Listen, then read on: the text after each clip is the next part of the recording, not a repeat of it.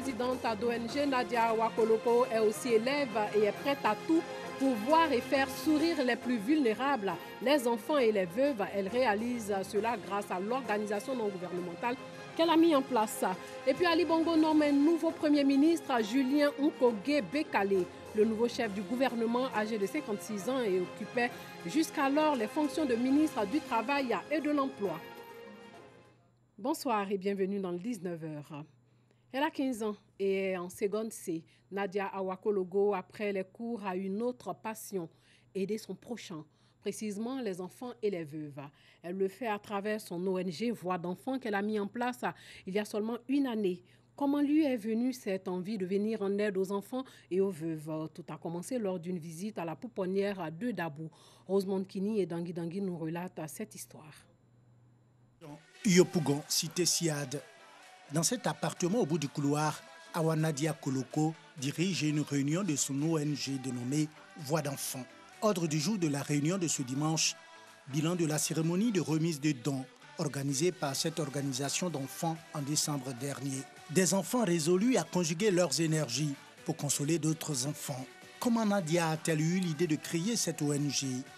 L'histoire remonte à quelques années, mais l'enfant ne peut l'évoquer sans couler des larmes. C'est lors d'un séminaire islamique religieux à Dabou. Lors de ce séminaire, nous sommes allés à la pouponnière de Dabou.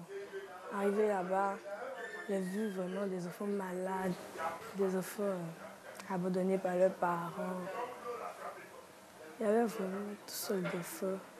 Vraiment, ça faisait mal de voir qu'il y a des mères qui accouchent et puis elles laissent leurs enfants dehors. Et puis on voit aussi qu'il y a des enfants qui sont mal formés. Donc c'est là, j'ai eu l'idée même là-bas. Dès que j'étais là-bas, j'ai pensé, j'étais assise et puis je me suis dit, pourquoi pas créer une ONG pour aider ces pauvres enfants. Convaincue que l'union fait la force, Nadia commence alors à rallier ses parents puis ses amis du quartier à sa cause, celle de venir en aide aux orphelins et veuves. Elle revient de Dabou, toute triste. Je ne sais pas ce qui s'est passé, elle me dit non, qu'elles ont vu des enfants à la pouponnière de Dabou, j'étais triste, vraiment, je n'avais rien. Alors qu'elles ont la chance, elles, de manger au moins 3 fois par jour avec des goûters, de l'argent, et que vraiment elles veulent faire quelque chose pour ces enfants. Donc sur le champ, elles ont réuni leurs anciens habits, d'abord avec sa grande sœur, pour aller faire un don à la pouponnière de Dabou. Donc à son retour, à ma grande surprise, je trouve d'autres enfants du quartier chez moi quelques jours après et décident qu'ils vont faire une ONG. Ce qu'elle a vécu à l'orphelinat, je n'ai pas vu, je n'ai jamais vu cela. Mais quand j'imagine aussi, il me met à sa place vraiment et tout, que vraiment on doit créer une ONG pour aider ces enfants. Quelques mois plus tard, Nadia et ses amis organisent une cérémonie de remise des dons à l'Institut des aveugles de Yopougon. Des vêtements, des chaussures, des jouets d'une valeur de plus de 5 millions de francs CFA ont fait le bonheur de nombreux orphelins et veuves et celui de Nadia Rossi. C'est ça notre objectif, nous voulons qu'ils soient heureux comme nous. Ils sourient tout le temps, ils étaient heureux. Débordante de bonne volonté et de générosité, l'ONG Voix d'enfants, avec à sa tête Nadia, voit ses actions détournées de leur cible et change de méthode. On voulait même aller remettre des dons à l'orphelinat, tout et tout. On s'est dit, vu ce que les femmes ont fait à l'hôpital là-bas, si on va remettre à l'orphelinat, est-ce qu'ils vont vraiment remettre aux enfants? Nous-mêmes, nous avons remis des présents aux enfants, aux femmes veuves, à une école. Nous-mêmes, nous les avons remis. La réunion terminée, chaque enfant regagne son domicile. Nadia retourne à la cuisine pour les travaux ménagers, en attendant d'aller faire ses devoirs de classe. Nadia n'est pas seulement généreuse dans l'effort qu'elle fournit en faveur des orphelins, elle est aussi dans les études. En témoignent ses bons résultats scolaires, selon ses parents. Passionnée de littérature, la jeune fille a pris la plume. Nadia écrit en ce moment un roman intitulé « Mon trésor ». Ça parle de la virginité d'une fille. Selon moi, une fille être vierge jusqu'au mariage, c'est très important. C'est important parce que ton mari d'abord va te respecter. Il va dire « Ah, moi, ma femme, elle est mariée vierge ». Et puis en tant que fille même, savoir que tu es vierge, c'est un signe de propreté. Être vierge, c'est un trésor pour moi. Pleine d'humanité et présidente d'une ONG à l'âge de 15 ans, Awa Nadia Koloko suit son destin. Je me rappelle quand elle était à l'école primaire, quand il y a des élèves qui n'ont pas de livres, elle va venir dire qu'il y a des enfants en classe qui n'ont pas de livres.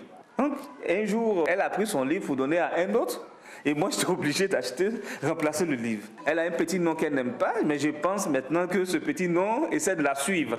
Elle s'appelle une enfolo, qui veut dire la chanceuse. Autant dire qu'aux âmes bien nées, la valeur n'attend point le nombre des années. La relation parents-élèves enseignants au cœur d'une rencontre à Mbayakro, c'est dans le centre du pays. Une rencontre qui vise à trouver une solution au phénomène d'enfants en conflit avec la loi.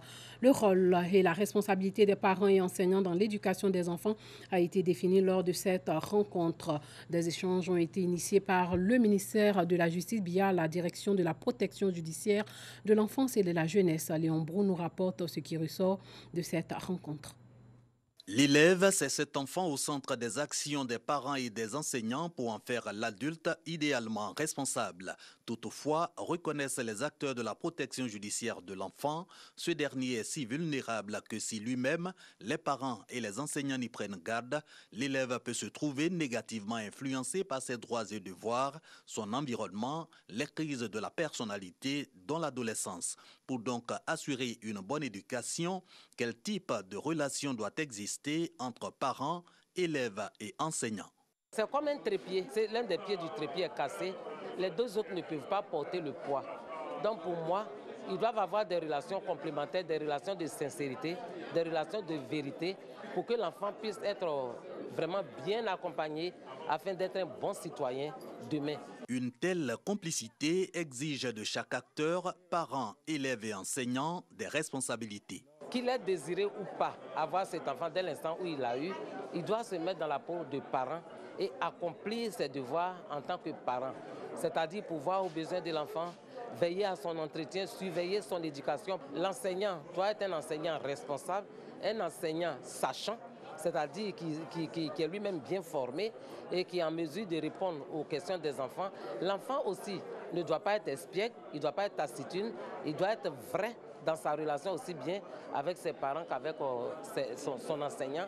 Initiateur de cette séance de sensibilisation, le ministère de la Justice via la direction de la protection judiciaire de l'enfant. C'est une réponse au phénomène des enfants en conflit avec la loi.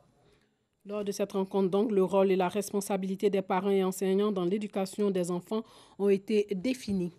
La Jeune Chambre internationale d'Abidjan Prestige mène des actions sociales en faveur des populations. Le comité directeur local composé de 12 personnes est chargé de mettre en œuvre les grands projets communautaires et de formation. Doua Delazer nous dit comment le président exécutif de cette organisation compte s'y prendre. Les mains levées. Les membres du comité directeur local de la Jeune Chambre internationale Abidjan Prestige s'engagent pour la mise en œuvre des projets de développement communautaire à l'endroit des populations vulnérables en Côte d'Ivoire. Ils sont mis en mission par leur président exécutif à l'occasion de la rentrée solennelle de l'organisation. Durant ces 3 années, notre organisation a réalisé des projets au bénéfice de notre communauté. Donc je pourrais citer pêle-mêle le projet de lutte et de sensibilisation sur les dangers de la consommation des drogues et stupéfiants en milieu scolaire, le projet Action sociale qui lui vise à renforcer les capacités des structures sociales telles que l'orphelinat de Grand Bassam et aussi équiper et doter l'école primaire catholique de la ville d'Ayamé de matériel didactique pour une meilleure qualité d'enseignement. Alors tous ces projets ont permis à notre organisation aujourd'hui de se positionner à la tête de la GCI Côte d'Ivoire, comme en témoigne le prix de l'organisation locale la plus remarquable de la Côte d'Ivoire, obtenu lors de la dernière convention nationale de la Jeune Chambre internationale de Côte d'Ivoire. Nous avons notre programme d'activité qui est assez enrichant, qui est orienté vers les objectifs de développement durable pour permettre à notre communauté de bénéficier de meilleures conditions de vie. Donc nous pensons qu'en réalisant ces projets, notre organisation pourra se hisser au-dessus du toit du monde en devenant l'organisation locale la plus remarquable de la GCI. La formation, la réhabilitation des écoles et plusieurs actions sociales en faveur des démunis sont entre autres des grands chantiers de 2019. Une tâche lourde, mais aussi un défi à relever, selon le responsable du comité directeur local de la JCI Abidjan Prestige. On a 3 types de projets. On a des projets de formation à l'endroit de nos membres et à l'endroit de la communauté. On a également des projets communautaires qui sont des projets qui servent à aider la communauté dans laquelle nous vivons et à chercher à résoudre des problèmes au sein de notre communauté. On a un troisième type de projet qui sont des projets culturels de détente à l'endroit des membres et également des personnes extérieures à la Jeune Chambre internationale. Voilà un peu les trois types de projets que nous ferons pendant ce mandat. Le représentant du parrain de la cérémonie, quant à lui, a invité les missionnaires à plus d'ardeur au travail. Le ministre Konaté est attaché donc à la jeunesse et il exhorte cette jeunesse à travers la Jeune Chambre internationale à cultiver certaines valeurs, le partage, le travail, le sacrifice, l'abnégation, pour faire en sorte que notre société, la société dans laquelle nous sommes, soit meilleure. La Jeune Chambre internationale Abidjan Prestige existe depuis 3 ans. Elle revendique 55 membres déterminés à répondre aux aspirations de l'organisation, celle de bâtir un monde meilleur. Le président gabonais a nommé un nouveau Premier ministre, Julien Nkogé Bekale, quelques jours seulement après l'échec d'une tentative de coup d'État. Le nouveau chef du gouvernement, âgé de 56 ans, a été plusieurs fois ministre. Il remplace Emmanuel Isosé Ngondé, qui est élu médiateur de la République. Un nouveau gouvernement est attendu dans les prochains jours. Ali Bongo Ondimba a nommé un nouveau Premier ministre. Il se nomme Julien Nkogé Bekale et a été plusieurs fois ministre sous la présidence d'Ali Bongo Ondimba. Il occupait les fonctions de ministre du Travail et de l'Emploi dans le gouvernement sortant. L'annonce a été faite par le secrétaire général de la présidence gabonaise. Un nouveau gouvernement est attendu prochainement avec un nombre de ministres plus restreint. L'ancien Premier ministre gabonais, Emmanuel Isosé Ngondé, a été nommé au poste de médiateur de la République. Faustin Boukoubi, un cacique du parti au pouvoir, a été élu président de l'Assemblée nationale du Gabon. Âgé de 65 ans, cet ancien secrétaire général du Parti démocratique gabonais succède à Richard Auguste Olouvier, dont le mandat s'est achevé le 30 avril 2018. Le 30 avril 2018, le mandat des députés n'avait pas été reconduit par la Cour constitutionnelle. Ces changements interviennent dans un contexte où le président est toujours en convalescence au Maroc et alors que le pays a connu, lundi 7 janvier, une tentative de coup d'État. Et puis en RDC, sachez que l'opposant congolais Martin Fayoulou a déposé aujourd'hui un recours devant la Cour constitutionnelle contre le résultat de la présidentielle qui s'est tenue fin décembre. La requête demande l'annulation des résultats proclamant Félix Tshisekedi président de la République selon l'avocat de Fayoulou. Martin Fayoulou est arrivé deuxième derrière Félix Tshisekedi à la présidentielle qui s'est tenue le 30 décembre dernier. Il affirme l'avoir très largement emporté avec plus de 60% des voix et accuse Félix Tshisekedi d'avoir passé un accord avec Joseph Kabila pour être proclamé vainqueur. En France, pour un 9e samedi consécutif, les Gilets jaunes organisent une journée de mobilisation. Cet acte 9 voit se mettre en place le nouveau dispositif de maintien de l'ordre. Jusqu'à la mi-journée, les manifestations s'étaient déroulées dans le calme, mais des tensions ont commencé à apparaître, notamment place de l'Étoile à Paris, à Nîmes et en centre-ville de Bourges. Lomanka, Kaboul, c'est en Afghanistan. Seuls quelques quartiers de Kaboul sont connectés à un réseau municipal de distribution d'eau potable. Les habitants qui n'y ont pas accès doivent assurer eux-mêmes leur approvisionnement en eau. Et comme le manque de précipitations ces derniers hivers n'a pas permis de recharger les nappes phréatiques partout dans Kaboul, des foreuses perforent à tout va le sous-sol pour puiser de plus en plus profondément et les récentes chutes de neige n'y changent rien. À Kaboul, l'eau manque. Avant, on creusait 30 à 50 mètres maximum. Mais cette année, nous creusons des puits de 100 à 120 mètres. Et la raison principale du manque d'eau, c'est la sécheresse.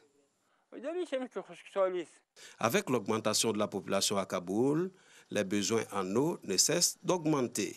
Je n'ai jamais vu cette situation de ma vie. Et c'est la première année qu'on voit ce niveau de réduction d'eau. Une campagne a été lancée pour lutter contre le gaspillage de l'eau. Des projets sont aussi lancés pour augmenter les connexions au réseau d'eau potable municipale. Kaboul est déjà dans une situation de stress hydrique. Donc, on cherche des solutions plus immédiates, moins coûteuses et moins technologiques qui permettront de régler le problème plus rapidement. Les Kaboulis se tournent en attendant vers les cieux pour implorer de la neige et une fonte lente. Aux États-Unis, le shutdown qui paralyse une partie des administrations fédérales du gouvernement américain est devenu le plus long dans l'histoire du pays en entrant dans son 22e jour. Le record a été battu hier à minuit, dépassant ainsi les 21 jours de shutdown pendant l'ère Clinton en 1995 à 1996. Et puis le président américain Donald Trump lui affirme que son projet controversé de mur relève du bon sens lors de sa visite à la frontière américano-mexicaine. Au Texas, pour défendre son projet de mur à la frontière avec le Mexique. Ce qui est bon avec le mur ou la barrière, c'est que je peux tout finaliser en 15 minutes. On peut commencer la construction, on est déjà en train de bâtir, mais là, on pourrait achever la construction. Il est conçu de manière fantastique, ça sera efficace, rapide, ça va vraiment bien marcher. L'opposition démocrate juge le projet immoral, coûteux et inefficace. Il est à la source d'un vif conflit qui a provoqué la paralysie partielle de l'administration fédérale. Voilà, c'est tout pour ce soir. Portez-vous bien.